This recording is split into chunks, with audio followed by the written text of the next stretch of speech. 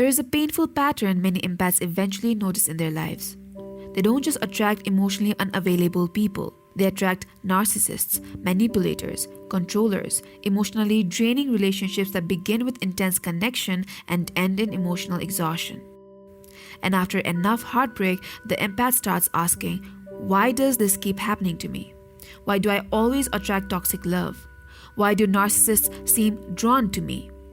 Empaths and narcissists are often unconsciously drawn to each other because they mirror each other's wounds in opposite ways. One overgives while the other overtakes. One seeks emotional harmony, the other seeks emotional control. One sacrifices themselves to keep love alive while the other consumes love to feed their ego. And in the beginning, this dynamic can feel intoxicating because narcissists rarely reveal themselves immediately. At first, they often appear deeply charming, emotionally intense, and incredibly attentive. They study you carefully, your fears, your desires, your loneliness, and your dreams. And because empaths naturally crave emotional depth and authenticity, they mistake this intense attention for genuine connection. The narcissist makes you feel chosen, seen, special, important. They mirror your personality, agree with your values, and create illusion of soul-level understanding. And for an empath who has spent their whole life feeling emotionally misunderstood, this can feel powerful, almost magical. But narcissistic love is often built on emotional dependency, not emotional intimacy. The narcissist is not connecting with your soul, they are connecting with your emotional availability. And empaths tend to have endless emotional availability. You listen deeply, forgive deeply, care deeply. You try to understand people beyond their flaws, and that is exactly why narcissists are attracted to empaths. Because empaths often tolerate behavior that emotionally healthy people would immediately walk away from. Not because empaths are weak, but because they believe love means understanding, even when understanding becomes self-destruction. A narcissist thrives in relationships where accountability is low and emotional access is high. And empaths, especially wounded empaths, often struggle with boundaries.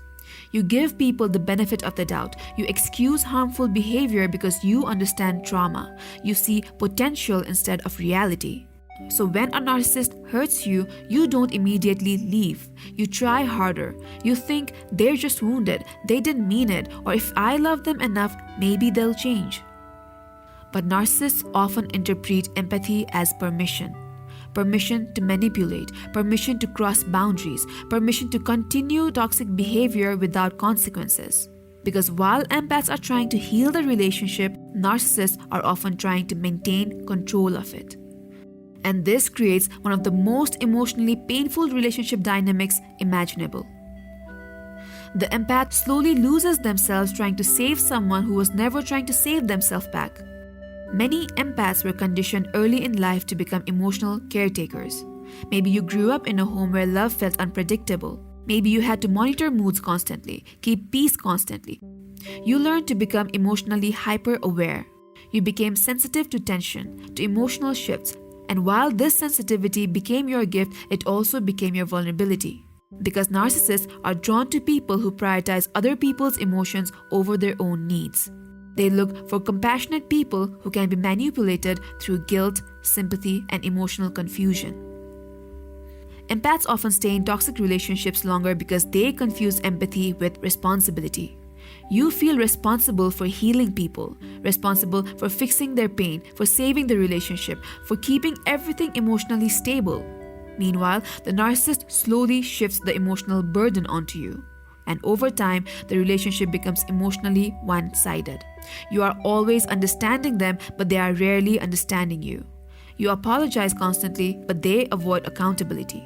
You overthink your mistakes while they justify theirs. And eventually, the empath begins shrinking emotionally. You stop expressing needs, stop speaking honestly, stop trusting your intuition. Because narcissists often punish emotional independence. They may guilt trip you for setting boundaries. They may call you too sensitive, too emotional, too difficult.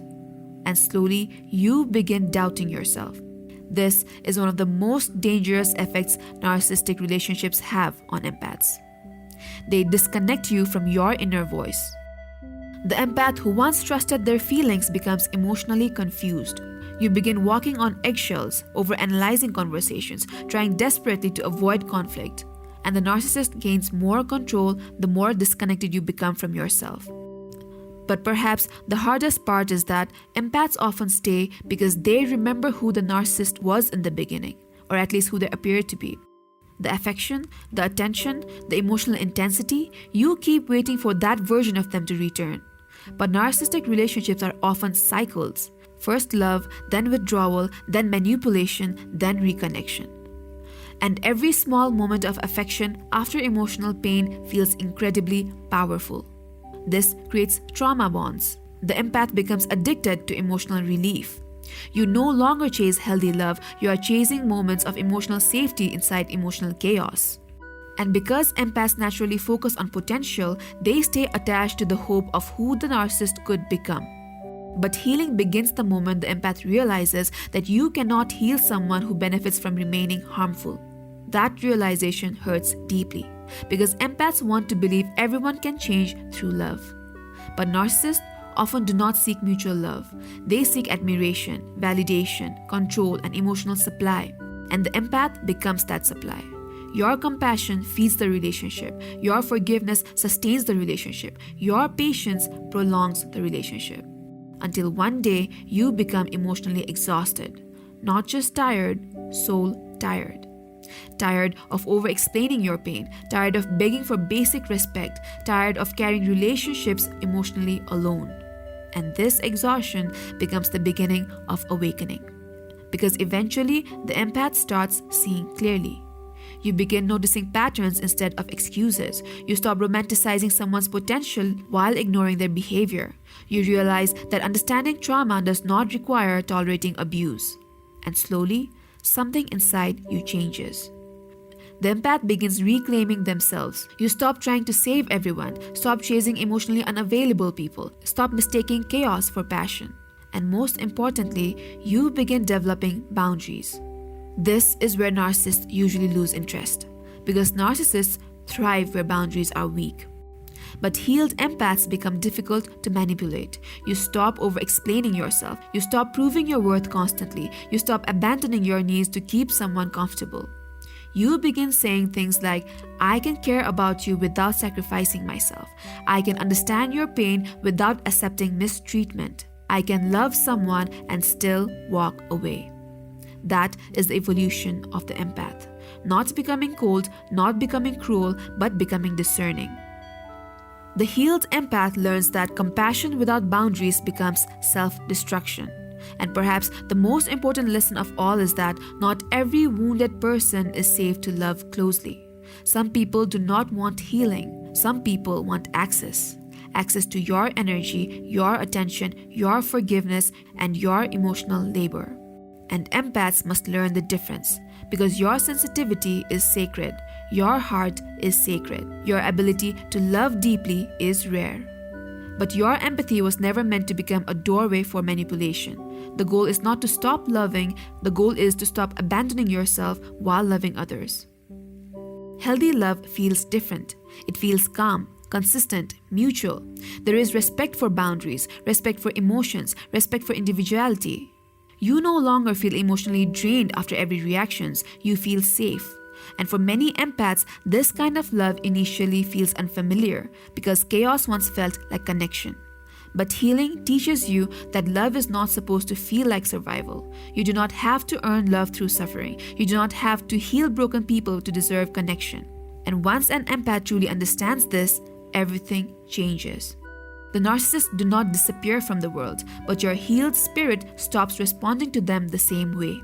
You stop confusing intensity for intimacy. You stop chasing people who only love you when you are useful. You stop shrinking yourself to keep toxic people comfortable.